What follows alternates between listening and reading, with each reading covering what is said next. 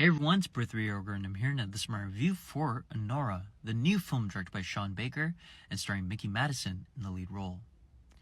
Now, there will be some spoilers in this review, so I'll encapsulate it with this very short kind of like preview of the actual review. A lot of people were telling me that this film was a masterpiece and one of the best films of this year, and it is an excellent movie.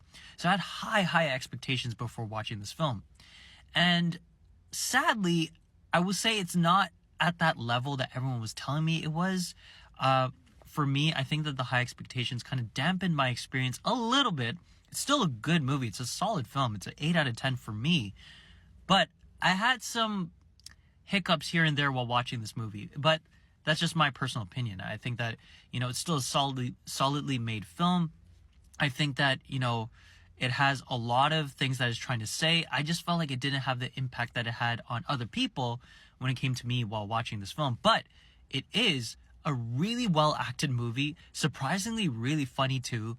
There's some really great moments in this film too. And for a 2.5 hour kind of movie, this was really entertaining. I was never bored at all. So to encapsulate before going into the spoilers, I would say that this film is an 8 out of 10. Imagine if they mixed in a modern day version of Pretty Women on steroids with After Hours, along with any other rom-com where the lead character is in love with the wrong person. That's pretty much the gist of what this movie is, with a fantastic performance from Mickey Madison as well.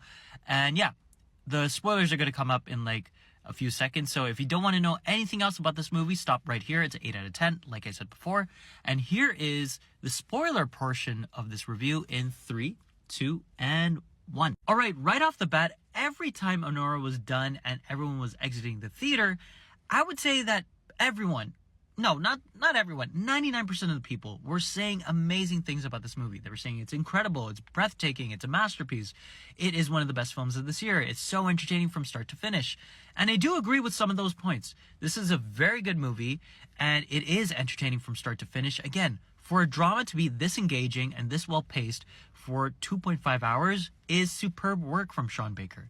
But I think that the high expectations and the praise that everyone was giving this film, even people that have similar film tastes as me, were saying, oh my God, you gotta go see this as soon as possible, yada, yada, yada. I gave it some time. I didn't want to watch it right away because when the hype is at that kind of peak, it's really hard to, meet those expectations. Sometimes when I go watch a film after everyone's saying it's amazing, I watch it and I'm like, oh, it's good, but it's not as good as everyone else is saying it to be.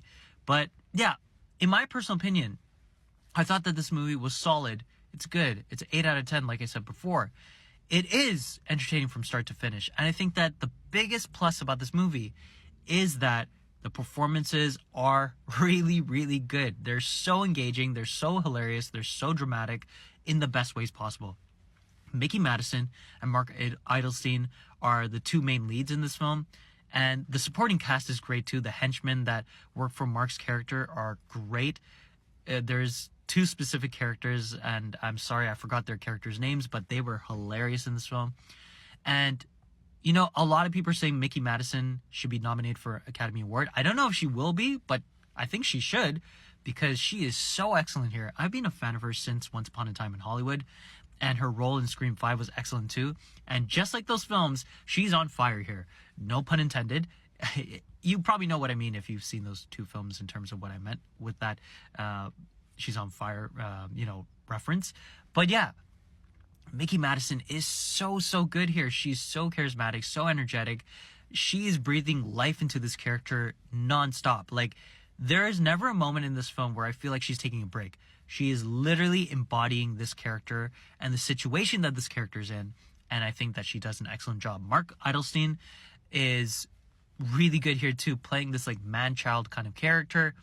And yeah, you really buy into these characters. For the first half of the movie, it's pretty much those two and their whirlwind romance and the escapades that they go on. And it's the second half of this movie that goes from this Pretty Woman-esque type of story to becoming this After Hours kind of like mission of trying to find Mark's character and the trials and tribulations that Mickey Madison's character of Anora and the henchmen are going through in terms of roaming around New York City trying to find this runaway kid or man-child. Um, yeah, it's a very entertaining film, like I said many times. It has a great idea in it, but I feel like it wasn't zoned in into one of the ideas. It felt like three movies in one, if that makes sense. But yeah, I feel like this film had a lot of different things it wanted to talk about. The messages were really clear and really concise, but I feel like had the film zeroed in on one of the subjects and one of those topics, it would have been a lot more stronger in terms of its narrative. I felt like it was kind of jumping from one thing to another.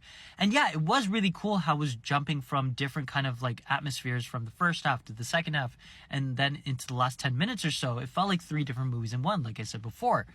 But I feel like had the film focused on one thing and just really went straight to the end in that one way, this would have been a little bit more of a more zeroed in and more focused film.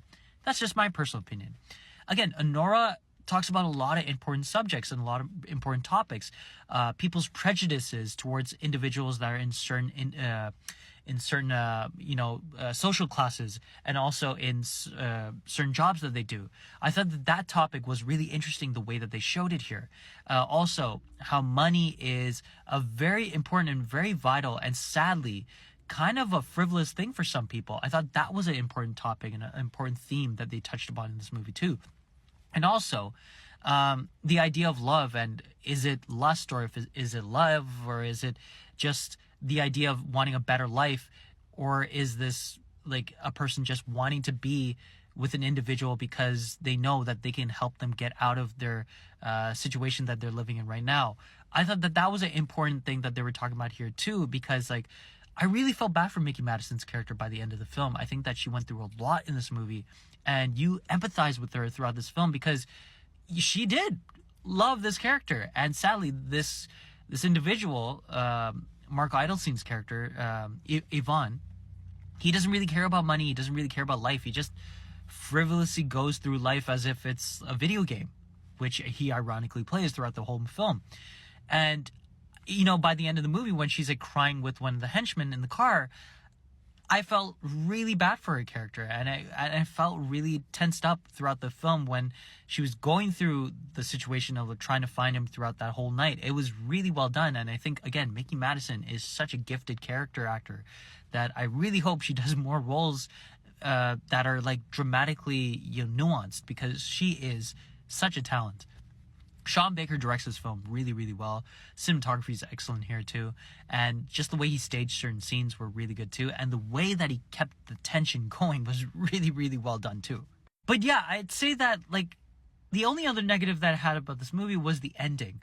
Had the ending had just been the henchman and Anora in the car, and Anora crying with him and him consoling her, I think that should have been just the ending, and the movie should have just stopped at that point. I didn't really love the idea of having them connect right before her crying. I just didn't see it. I know that she was despising him throughout the whole movie and he had a soft spot for her.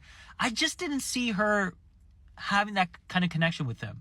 And obviously, she went through a lot in this movie, and I just didn't see the point of them connecting before her crying. I felt like it would have been more impactful if he was dropping her off and then she just bawls out crying right when she gets the ring. I think that would have been a little bit more of an impactful ending. But I digress. A lot of people said that they loved the ending. So, I respect that. But yeah, I felt like the last 15 minutes or so of this film felt like a different movie. And it had some great things that they were trying to say. And like the conversation that she has with the henchman was really interesting. I thought that was really introspective about like showing his character and her character being changed after this experience. But yeah, I felt like had they hinted at that earlier in the film too, when they first met, I think it would have worked a little bit better. But yeah, I had a lot to say about this movie because I thought it was still an entertaining film.